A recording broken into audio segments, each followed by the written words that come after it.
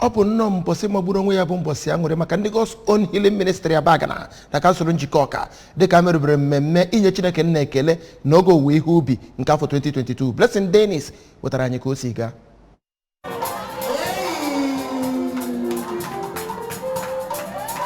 Ya bụ mmemme bazaar bụ nke a nọrọ n'ime ya mee ihe ngosipụta nke ụmụ nwoke na ụmụ nwaanyị. E nyekwara ụmụ nwaanyị na-abụ onyinye ụgbọala Toyota Camry maka mbọ ha na-agba na ya bụ ụlọ ụka, tinyekwara ihe ndị ọzọ gasị. Onye bụ onye General Overseer nke ụlọ ụka ahụ bụ Prophet Solomon Owuwe mere ka mata na ya bụ ụlọ ụka bidoro n'afọ 2006 n'obi Owuwe dị na Abagana. Ya mesiziri isi ọnọdụ ha dịzịa n'Urumpi dịkwa n'ime Abagana. Ọ gụpụtara ọtụtụ ihe nke ya bụ na ụka megoro, ndị gụnyere inwetakwu obosoro ala nke dị plọt 3 nke ha lụrụ ụlọ ụka ahụ nke dị n'Urumpi, inyere ndị na-eto eto aka, ịkụzikwara ha otu esi alụgasị ọlụ aka dị iche iche, itinye ụmụ ndị enweghị ka ọra ha n'ụlọ akwụkwọ, inyekwelu ndị ọlụsị aka na ihe ndị ọzọ gasị. Ọ na-agwa ebi ese okwu ka onye nwetara mmeri na ya bụ ihe ngosi emere n'ụlọ ụka ahụ bụ Nwaada Chinwe Ọgwụnọ onye si Enugu Ukwu, nakwa Maazị Ebubechukwu Ọga onye si Ebonyi steeti kelere Chineke maka ime ka ebumnobi ha pụta ihe ma kọwaa Prophet Owuwe dịka onye Chineke ji nwekwara ngwa ọlụ n'okwu ha dị iche iche. Ka ndị ahụ enyere onyinye ụgbọala bụ Jane Nwankwọ onye si Ifitedunu nakwa Gloria Modilem onye si Ọka kwuru na ha enweghị mgbe ha bụ ụdị ha ahụ n'obi ma kpezie ekpere ka Chineke na-egozi onye isi ha ya na ụlọ ụka ya na-aga n'ihu inye Chineke otito. Ịgbakwa egwu ọdịnala bụ ibewa achịcha oyibo nke akpọrọ keeki na ihe ndị ọzọ bụ ihe kacha pụta ihe n'oge